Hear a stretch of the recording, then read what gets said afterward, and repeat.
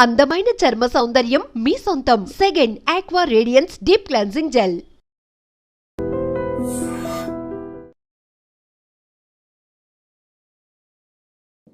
ప్రభుజీ, ఆహారం విషయానికి వస్తే చాలా మంది ఈ మధ్య కాలంలో నాన్ వెజ్ ఫుడ్కి ఎక్కువ అలవాటు పడిపోతున్నారు, ఎక్కువగా మాంసాహారం తింటున్నారు.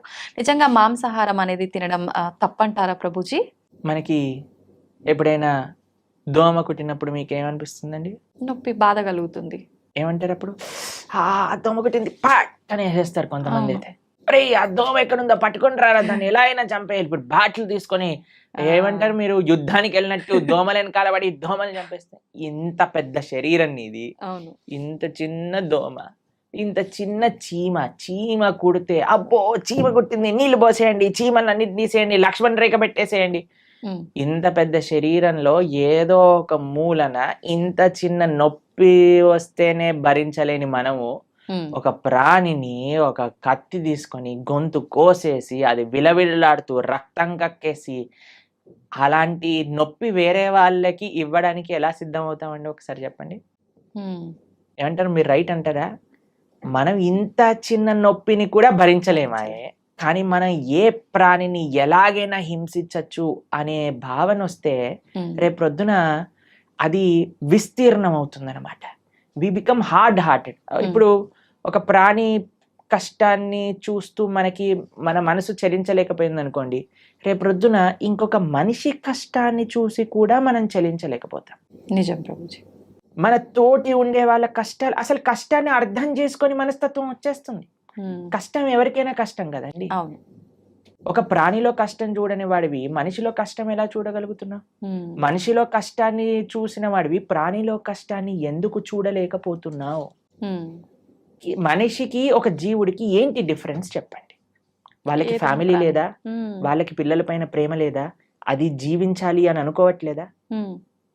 ఒక కోడినో ఒక మేకనో అనుకోండి, అదేమన్నా మీ దగ్గరకు వచ్చి నా గొంతు కోసేసే, నన్ను ఈరోజు బిర్యానీ వండుకొని తిను అని చెప్తుంది. అదేమన్నా విలవిల్లు ఆడిపోతుంది, భయం అయిపోతుంది. ఆ నెగిటివ్ ఎనర్జీ మొత్తం ఈ ప్రపంచంలో అన్ని చోట్ల ఆ క్రీపిన్ అయ్యే భూకంపాలు, టోర్నాడోస్, దానికి ఒక థియరీ ఉంది, సైంటిఫిక్ థియరీ తెలిసిన మీకు? ఎప్పుడైతే మనం ఇంత జీవహింస, ప్రాణి హింస అనేది జరుగుతుందో ఆ నెగిటివ్ వైబ్రేషన్స్ అన్ని కలెక్ట్ అయ్యి ఒక్కసారి అది మాస్ డిస్ట్రక్షన్ చేస్తుంది అనమాట. ఓకే. భూకంపాలు రావటం, సునామీలు రావటం, టోర్నాడోలు రావటం, ఫారెస్ట్ ఫైర్స్ రావటం, ఇవన్నీ ఎందుకు, ఈ వైపరీత్యాలన్నీ ఎందుకు వస్తున్నాయి అని అంటే ఆ నెగిటివ్ వైబ్రేషన్స్ వల్ల. ఓకే.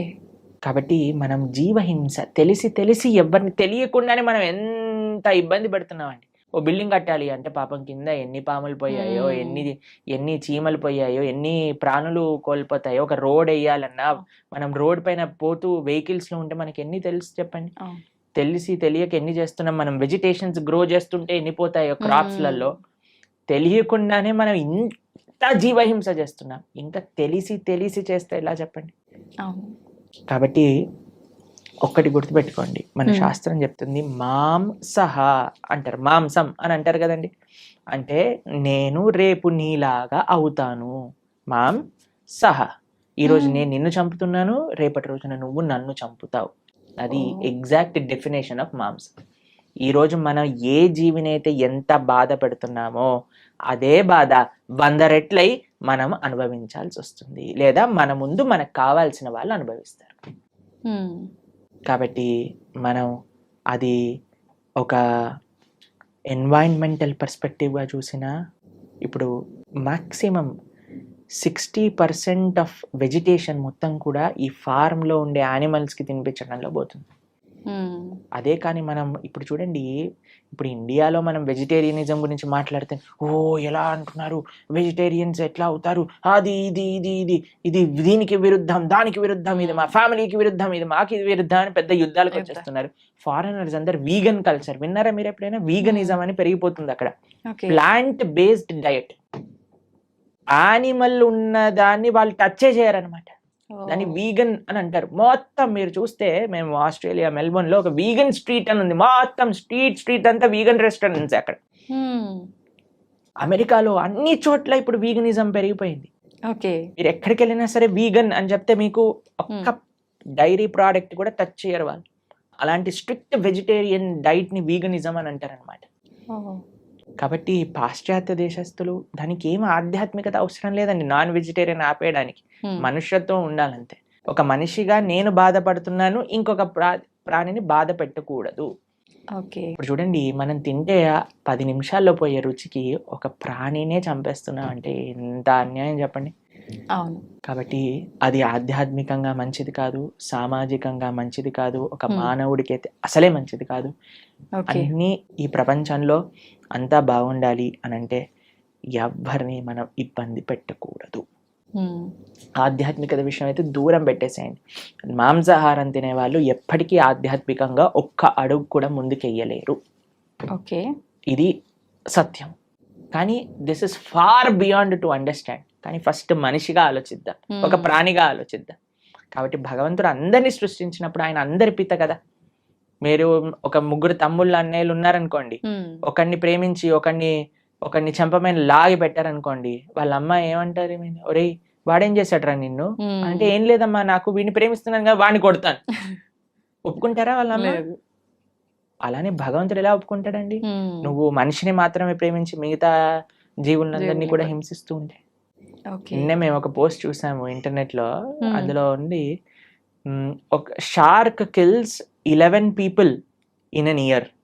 ఒక షార్క్ ఒక 10-11 మంది మనుషుల్ని చంపేస్తుందట, తినేస్తుందట సంవత్సరంలో. ఓకే, ఒక ప్రదేశంలో.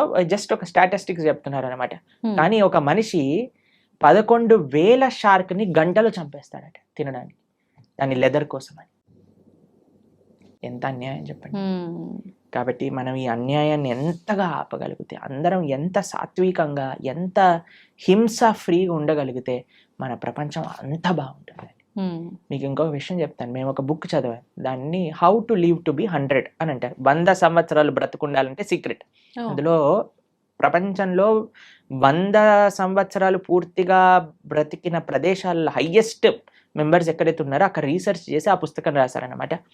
అందులో తేలింది ఏంటి అని అంటే, these are all animal products free. మాంసం అనేది వాళ్ళు స్వీకరించలేదు. ఇప్పుడు ఏ డాక్టర్ దగ్గరికైనా మీరు వెళ్ళి అడగండి, ఏదైనా మనకి ఇంత చిన్న జబ్బు రోగం జనం వచ్చింది అనుకోండి, ఫస్ట్ నాన్ వెజిటేరియన్ మానేయి అని చెప్తారట. ఓకే, కాబట్టి that is not natural for us. ఇప్పుడు చూడండి, కార్నివోరస్, హర్బివోరస్ అని మనం వినే ఉంటాం. కార్నివోరస్ అంటే మాంసాన్ని తినేవి, హర్బివోరస్ అంటే చెట్లు తినేవి. మనవి మన బాడీ మన నోటి నుంచి ప్రారంభం చేసుకొని మన డైజెస్టివ్ సిస్టమ్ మొత్తం కూడా హర్బివోరస్ యానిమల్స్ లానే ఉంటుంది, కార్నివోరస్ యానిమల్స్ లా. తర్వాత కొంతమంది అంటారు, మనకి ఈ 2 కూరలు ఉన్నాయి కదా ఇక్కడ అంటే, కూరలు ఉంటే నువ్వు పచ్చి మాంసాన్ని పట్టుకొని తినొచ్చు కదా, కానీ వండుకొని ఎందుకు తింటున్నావు నువ్వు? కార్నివోరస్ యానిమల్స్ అయితే అవి పచ్చి మాంసాన్ని పట్టుకొని వేటాడి తింటాయి.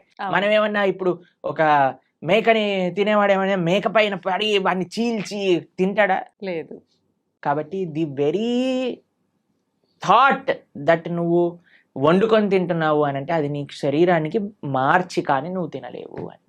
కానీ ఇప్పుడు చూడండి, సాలడ్స్ లో మీరు ఏ కూరగాయలు వేసినా సరే కక్కర్ అని తినేస్తారు. క్యారెట్లు తినేయచ్చు, బీట్రూట్లు తినేయచ్చు, ఏదైనా తినేయచ్చు పచ్చిగా. అవును. కాబట్టి మనకి పచ్చిగా తింటే అరుగుతుంది. ప్లస్ మన digestive system, carnivorous animals digestive system చాలా చిన్నగా ఉంటుంది, ఎందుకంటే అది వచ్చేస్తుంది బయటకు వెళ్ళిపోతుంది. కానీ మనది మాత్రం లాంగ్ ఇంటెస్టైన్, స్మాల్ ఇంటెస్టైన్, అవి డైజెస్ట్ చేసి దాన్ని న్యూట్రియంట్ కాంప్లెక్స్ చేసి అన్ని శరీరానికి ఎనర్జీ అందించి అప్పుడు కానీ బయటకు వస్తుంది. కార్నివోరస్ యానిమల్స్ చూసాను నాలుకతోటి నీళ్లు తాగుతాయి, మనం ఎలా చేస్తామండి, మనం నోటితో తాగుతాం. కాబట్టి ఇవన్నీ దేర్ ఆర్ మెనీ రీజన్స్. అటు సైంటిఫికల్గా చూస్తే, అటు హ్యూమన్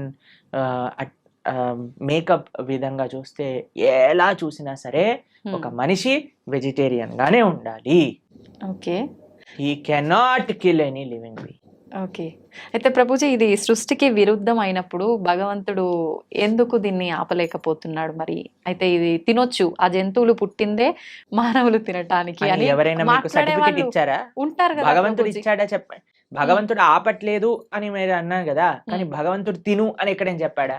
లేదు. ఏదైనా ఇప్పుడు ఒక మేక పుట్టాక ఇది వీడు తినడానికి అని దానిపైన స్టాంప్ వేసి ఆయన పంపించాడా మనకి? లేదు కదా. ఎందుకు? ప్లస్ ఈ మనిషి కూడా ఎందుకు సెలెక్టివ్ గా ఉన్నాడు? నేను మేకనే తింటా, కోడిని, కుక్కని ఎందుకు తినావు నువ్వు? నీ పెంచుకునే కుక్కకి ఇంకా బయట ఉండే మేకకి ఏంటి డిఫరెన్స్? కొంతమంది డాగ్ లవర్స్ ఉంటారు, మీరు చూసిన ఓ అవును. కన్నా మున్నా చున్నా అని ఎప్పుడు గారాబం. ఇలా కుక్కని ఇలా పట్టుకొని అలా పట్టుకొని కుక్కకి ఏమన్నా అయితే వాళ్ళు ఏలవటం అవి. అరే ఆ కుక్కకి ఎంతైతే ప్రాణం ఉందో ఆ మేకకి కూడా అంతే ప్రాణం ఉంది. ఏమన్నా మేకల తక్కువ ప్రాణం ఉందా చెప్పండి? లేదు. మరి ఎందుకు మనం ఆ డిఫరెన్షియేషన్ చేస్తున్నాం? హ్మ్. భగవంతుడు నీకు తినాలి అని చెప్పలేదు, కాబట్టి భగవంతుడు నీకు తినద్దు అని కూడా వచ్చి చెప్పడు. హ్మ్. శాస్త్రం అన్నీ చెప్పింది. ఓకే.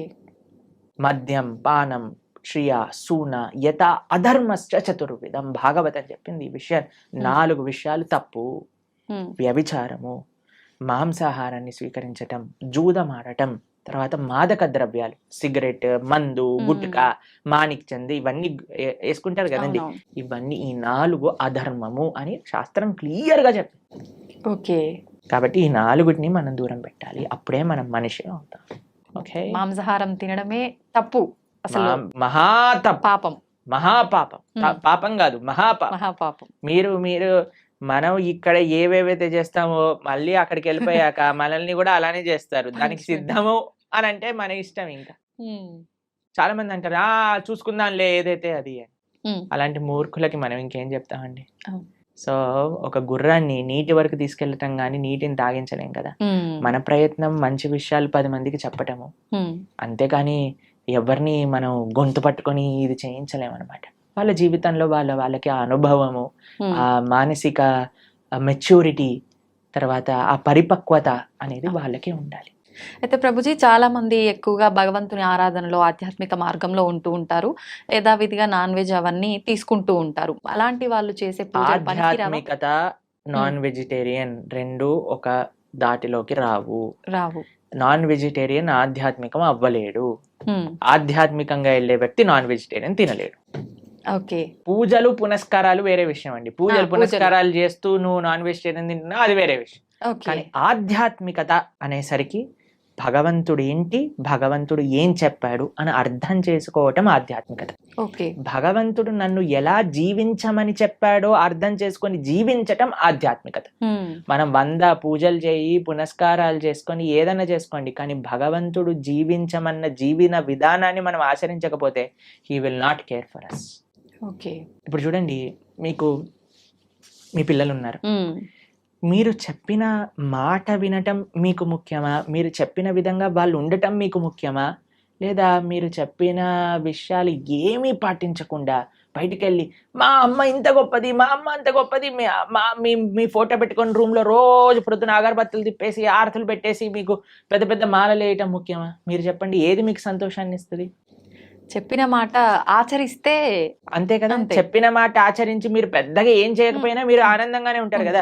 నాన్న చదువుకో, మంచిగా ఉండు, 10 మందితో మంచి చెయ్యి, నువ్వు ఎప్పుడు బాగుండాలి, అది మీరు చెప్పిన విధానాన్ని వాళ్ళు ఫాలో అవుతాయి కదా. అదే ఆధ్యాత్మికత అంటే. భగవంతుడు ఏం చెప్పాలనుకుంటున్నారో తెలుసుకొని దాన్ని ఫాలో అవ్వటం ఆధ్యాత్మికత. భగవంతుడు ఫోటోలు పెట్టి ఓ ఓ అని తిప్పేటాల ఆధ్యాత్మికత కాదు. ఎప్పుడు వరకు మనం ఆయన మార్గాన్ని ఫాలో అవ్వకపోయినంత వరకు. ఒక్కసారి మనం ఆయన చెప్పే విధానాన్ని ఫాలో అవుతూ మిమ్మల్ని ప్రేమతో, ఇప్పుడు చూడండి, మీ పిల్లలు మీరు చెప్పిన విషయాలు అన్నీ మంచిగా విని మీ పుట్టినరోజు రోజు ఒక గ్రీటింగ్ కార్డ్ చేసి మీకు చాలా సేపు కష్టపడి ఒక గ్రీటింగ్ కార్డ్ చేసి ఇచ్చారనుకోండి, మీకు ఎంత సంతోషం ఇస్తుంది.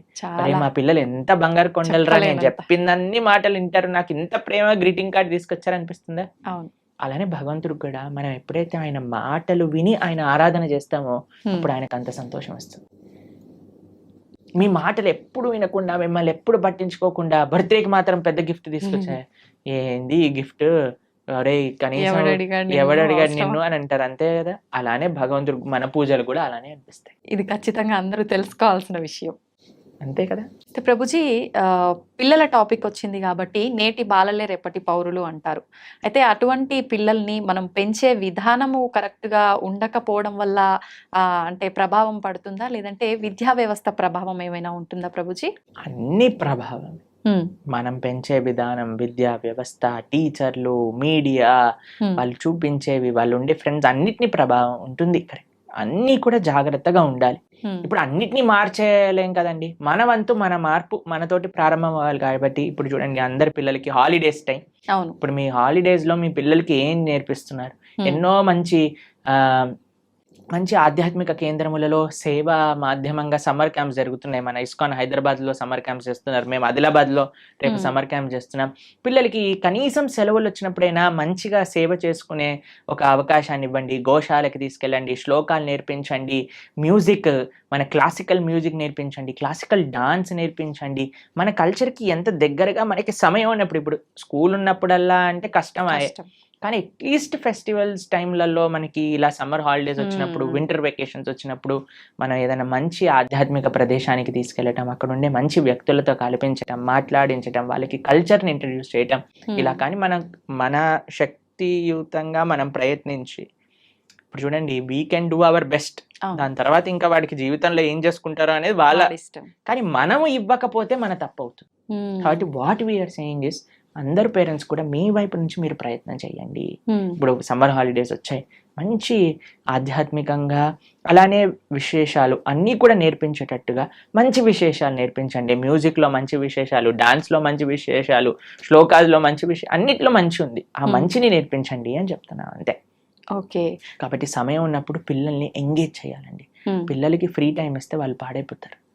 కాబట్టి మీకు సమయం ఉన్నప్పుడు మీరు కానీ హాలిడేస్లో వాళ్ళని ఎంగేజ్ చేయలేదనుకోండి, ఫోన్కి అడిక్ట్ అయిపోతారు, టీవీకి అడిక్ట్ అయిపోతారు, తర్వాత టెలివిజన్కి అడిక్ట్ అయిపోతారు.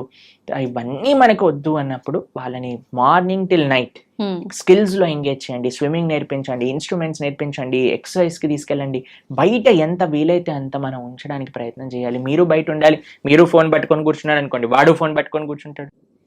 కాబట్టి let us all use this time nicely. ఈ సమయం మనకి ఏదైతే ఉందో దాన్ని బాగా యూజ్ చేసుకొని పిల్లల్ని ఒక మంచి ట్రాక్లో పెట్టేటట్టుగా మనం ముందుకు తీసుకెళ్ళాలి.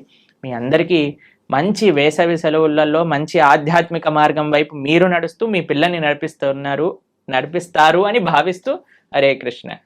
Thank you Prabhuji. నిజంగా మీరు చెప్పినవన్నీ వింటుంటే నిజంగా ఇదంతా నిజమే కదా, ఎందుకు ఎక్కడ మిస్ అవుతున్నాం అందరం ఇవన్నీ పాటించడంలో అనిపిస్తోంది ప్రభుజీ.